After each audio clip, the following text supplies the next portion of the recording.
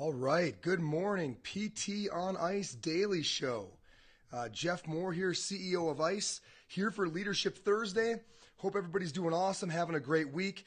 Huge thanks to Mathis Physical Therapy for bringing us down last weekend in Manhattan, Kansas. We had an absolute blast. Britt Laudeman was with me. Great course, great workout on Saturday evening. Unfortunately, pizza was had Saturday at lunch, so the workout was brutal for some, but had an absolute blast down there. So I'm looking forward to working with Manhattan, with the Mathis folks in Manhattan more going forward. So I'm going to stay tuned on that front. And then coming up this weekend, going to be down with Steve Levens in Baton Rouge. So we've got cervical spine going on. So we'll be down with Delta Physical Therapy in Baton Rouge all weekend. Jessica Turner will be down there with me, and that should be a hoot. We just added, I know a lot of you are looking for open cervical spine courses. Hey, what's up, Brian? Good to see you, man. A lot of my courses have become private courses, so we're trying to make sure we slide in a few open ones.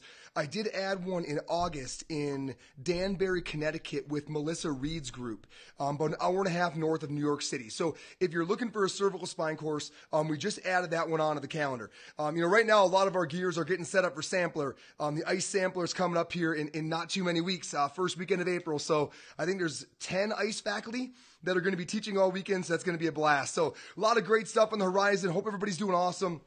So I want to jump in and talk a bit about leadership. And I want to start with talking about a few things that I think qualify leadership. The first one being that we know that you can lead from any position, right? So you oftentimes hear that, and overall I love that statement. Like, you can lead from any position. You don't have to be the leader, right, to exhibit leadership qualities. But I would say, and we'll get into this in a minute, that leadership in its fullest expression does require having decision-making capability, because there's certain components that I think really do distinguish leadership behavior that require a certain level of being able to make final decisions. But certainly anybody at any time can exhibit leadership behaviors and benefit the group because of it, right?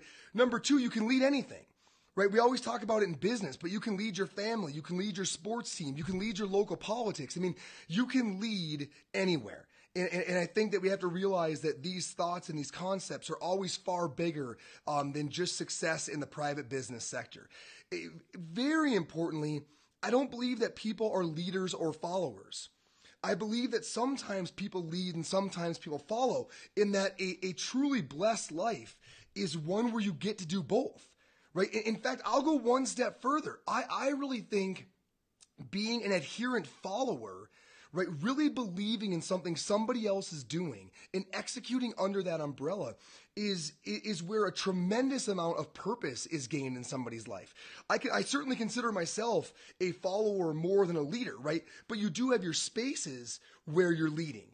Right? And I think that's a well-rounded life, to have your areas where it does make sense for you to be leading, but then have a lot of areas in your life where you're learning and absorbing and being mentored and following. So I think having that ratio in not considering yourself a leader or considering yourself a follower, but instead saying, where does it make sense for not only myself, but more importantly, the greater group, that I do take the lead here? And where does it make sense that I would draw some of that kind of energy and ramp up my execution and ramp up my skill acquisition and follow? So please don't hear this that leadership is great and followership leaves something to be desired. There's nothing that I could believe less than that statement.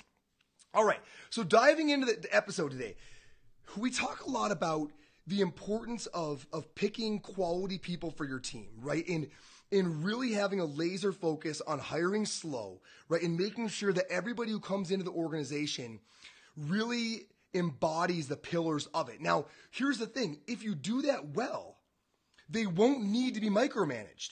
Like, those people, you are best just to get them what they need and get out of their way. Like, that is the most effective way, right, on a day-to-day basis to work with extremely high-performing people, right, is to figure out what resources they require and then stay out of their way. Okay, but if we're saying that the day-to-day is primarily going to be revolving around staying out of their way, well, then when you do have a great team and you don't have to micromanage, what exactly does a leader do? And I think that that's a really great question. And I've thought a lot about it over the years, and I can tell you 3 things that I really believe a leader does on a high-performing team. Okay, number 1, and I think this should be unique to leadership, is that the leader has the challenging conversations, right? The leader, when something needs to be done that's uncomfortable, right, that nobody really wants to do, right, that responsibility falls on the leader. Right, in the leader in their best expression is recognizing the need for that conversation early, right? So not letting it go on and on and on, and something is simmering that everybody knows needs to be taken care of, but the leader's not stepping up, right? One of the leader's primary roles is having those really challenging, uncomfortable conversations, doing it quickly so nobody else in the team feels like maybe I should do that, or maybe this is it's not your place.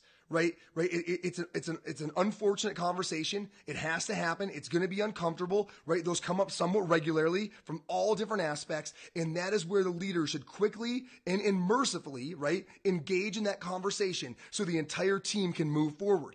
Because any of that residual, this conversation should be happening, any of that side discourse, all of that is energy that is draining your crew. So I think one of the biggest responsibilities of a leader on a high-performing team is to recognize the need for challenging conversations and to have them earlier than maybe anybody else would have, right? And having them in a very straightforward way that allows the team to not be dragged down by that residual energy, but instead to move on.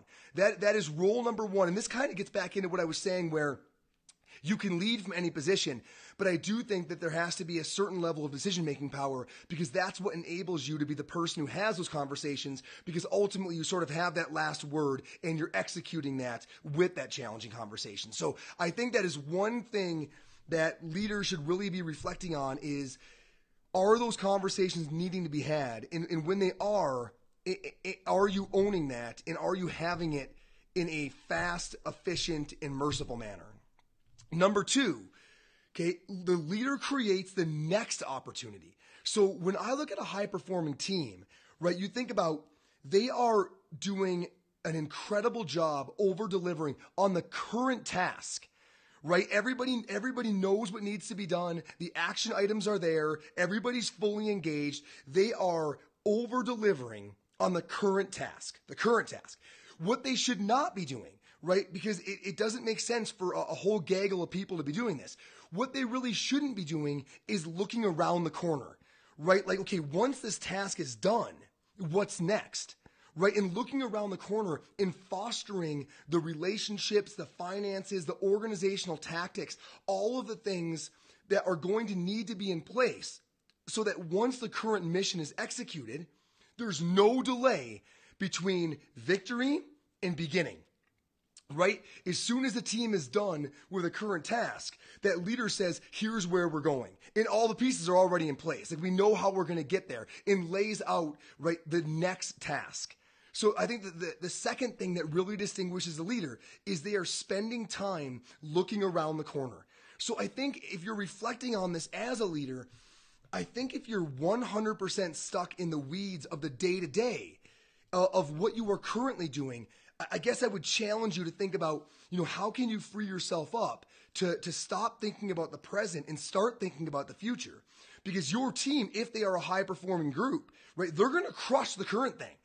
Let them crush that, but make darn sure the moment they are done that you have that next thing lined up that's going to enable your group to separate itself from the pack. And that kind of gets into number 3, right? Number 2 is kind of the mechanics of it.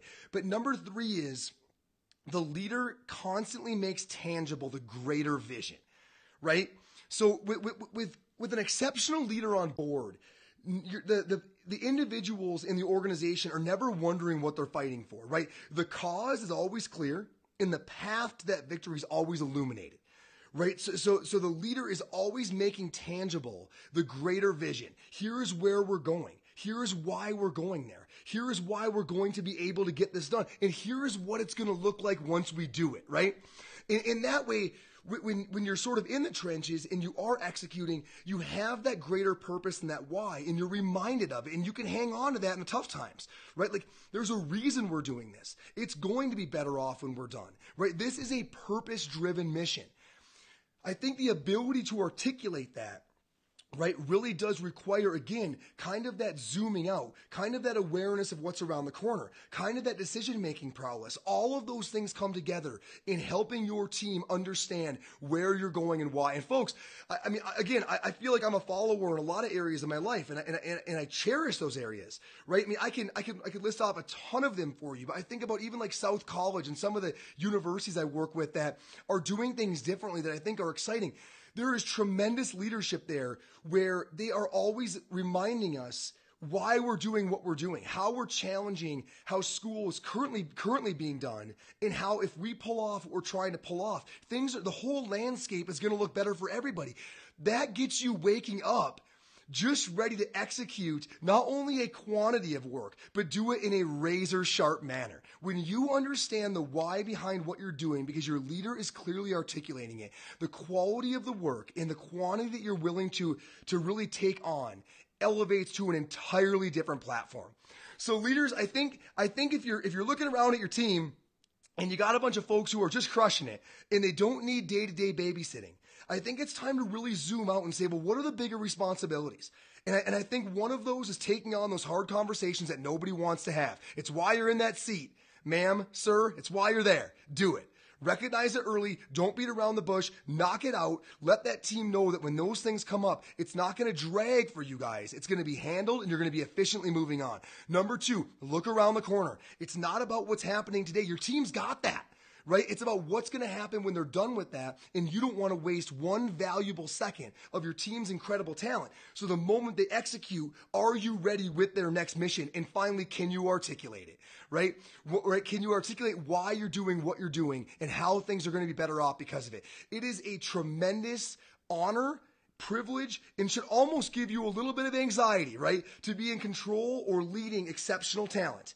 Right? Think about these things that you should be doing at all times, right? And bring them forth in your team and watch things skyrocket.